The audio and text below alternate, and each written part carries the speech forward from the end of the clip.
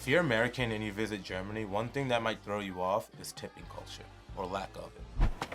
This is Minute Maid. You think I'm gonna tip on Minute Maid?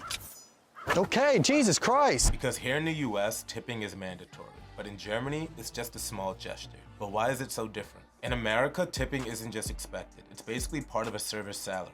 Waiters, bartenders, baristas, they all rely on tips to survive.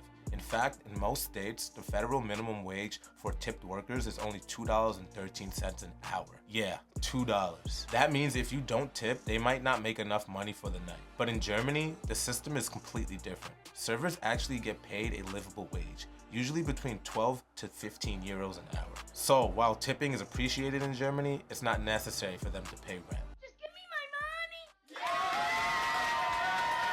In the US, tipping has been ingrained into our culture. If you leave anything less than 20%, you're basically seen as rude. There's even that awkward moment when the bill comes and you have to do quick math in your head. Okay, 15% if the service was bad, 18% if the service was decent, or 20% if the server was amazing. And the restaurants take advantage of this. They keep wages low, knowing that customers will cover the difference. But here's the crazy part. Even non-tip jobs in the US are starting to ask for tips. It's not enough because of inflation. The price of food is high as a giraffe's, well, you know what I mean.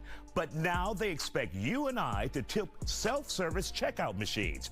Where does it stop? Some airports, bakeries, coffee shops, and even now some stadiums have introduced a self-service tipping option. Suddenly, everyone wants a few bucks. But in Germany, tipping is way more relaxed. You don't need to pull out your calculator. Most people just round up their bill. If your meal is $18.50, you might say make it 20. That's it. No pressure, no guilt trip, and definitely no 20% rule.